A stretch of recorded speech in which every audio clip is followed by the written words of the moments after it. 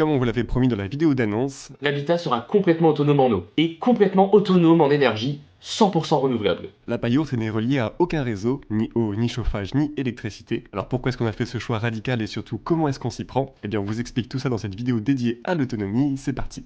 Dans notre société, être autonome ça n'a rien d'évident, et ceux qui le font peuvent passer pour des ermites, mais ce choix n'est pas dogmatique, il est l'aboutissement d'un constat technique et politique.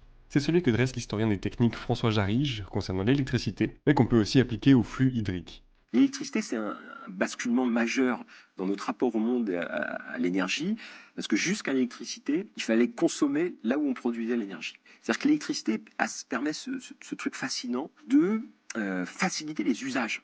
Et ça, c'est fascinant parce qu'évidemment, ça permet la démultiplication des consommations électriques. Parce qu'avant, l'énergie, il fallait la consommer là où elle était. En fait, les réseaux empêchent l'adoption de comportements plus sobres pour deux raisons. D'une part parce qu'ils permettent une simplicité d'accès aux flux d'énergie et de matière, les rendant très, voire trop facilement disponibles, et donc abstraits à la consommation.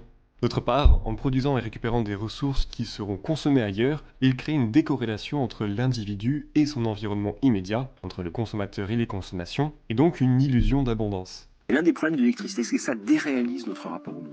C'est-à-dire que le côté magique de l'électricité, on appuie sur un interrupteur et la puissance arrive sans qu'on sache ce qu'il y a derrière, pose un gros problème.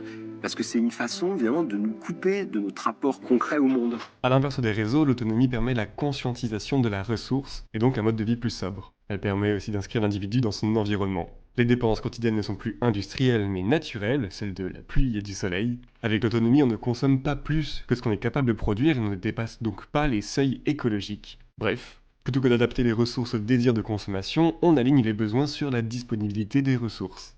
On gagne aussi en indépendance, notamment vis-à-vis des entreprises ou de l'État, et on gère soi-même ses consommations et ses besoins. C'est donc aussi intéressant d'un point de vue financier, plus besoin de payer des charges d'eau ou d'électricité. Pour ce faire, l'habitat est équipé d'un système de récupération des eaux de pluie avec des cuves de stockage, assez pour faire face aux pénuries. Cette eau est filtrée pour l'ensemble des usages et même potabilisée pour être buvable. Ensuite, l'habitat est bioclimatique, le chauffage est principalement passif, c'est-à-dire permis par les apports solaires. On a une très bonne isolation en paille et on a aussi un petit poêle d'appoint. Ce poêle à bois permet également de chauffer l'eau de notre ballon en hiver, quand notre panneau solaire thermique est moins efficace pour le faire. Et enfin, on se fournit en électricité grâce à des panneaux photovoltaïques, avec une petite batterie pour faire face aux journées moins ensoleillées. Et voilà, l'habitat est complètement autosuffisant et n'utilise que des ressources renouvelables. Avec ces dispositifs, on estime qu'on divise par presque 10 les consommations d'eau et d'énergie. On a des vidéos dédiées de tous nos systèmes qui arrivent, alors abonnez-vous pour suivre tout ça.